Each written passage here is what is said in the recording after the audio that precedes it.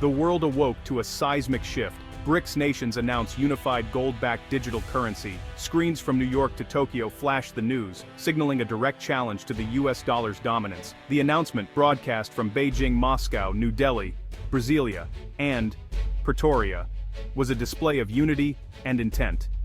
The message, the era of a single nation dictating global finance, was over.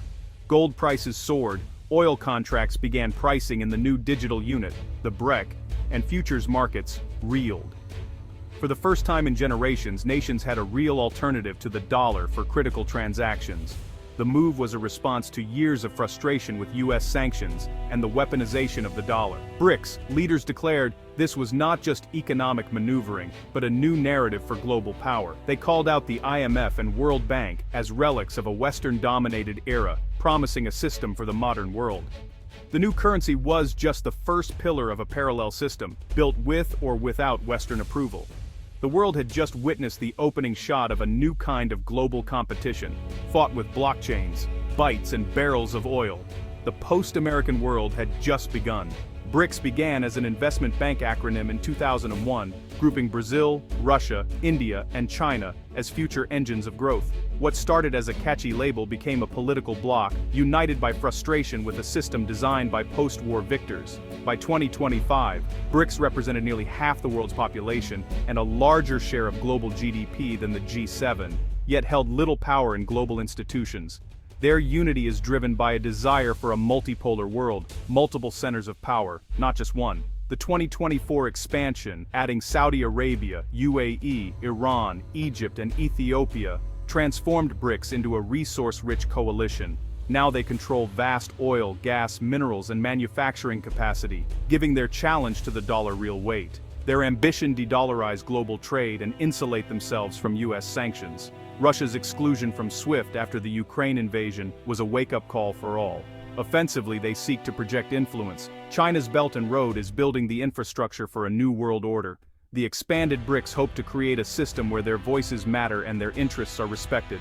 The goal: a world where America is no longer at the center. BRICS is powerful, but deeply divided. It unites democracies like India and Brazil with authoritarian states like China and Russia, an uneasy alliance. Their biggest fault line: China and India, economic rivals with a history of border clashes and mutual suspicion. India fears becoming a junior partner in a China-dominated bloc, seeking a louder voice, not a new hegemon. Every major proposal becomes a battleground for influence between Beijing and New Delhi. Economic models differ wildly. China is a manufacturing giant, Russia a petrostate, Brazil and South Africa are commodity exporters, and India is a tech and service hub. Oil producers want high prices. Manufacturing hubs want them low. Coordinated policy is tough. Relationships with the US vary. Russia and China are adversaries. India and Brazil have nuanced ties. Some BRICS members want to tear down the American-led order. Others just want a better seat at the table. This fundamental disagreement makes the BRICS project fragile and uncertain. Unity is their greatest challenge. The world order BRICS seeks to change was built at Bretton Woods in 1944, with the US dollar at its core. The IMF and World Bank, created to ensure stability and development, were dominated by the US and its allies. The dollar became the world's reserve currency, creating constant global demand and allowing America to finance its ambitions cheaply. This exorbitant privilege let the US fund both a vast consumer economy and a global military presence. After the Soviet Union's collapse, America's dominance was absolute, the unipolar moment. But this power was often wielded through economic sanctions, using control of the global financial system as leverage. The US could cut off entire nations from the world economy, making access to finance a political weapon. For Russia, Iran, and China, this was an existential threat. The weaponization of finance has fueled the BRICS drive to build an alternative.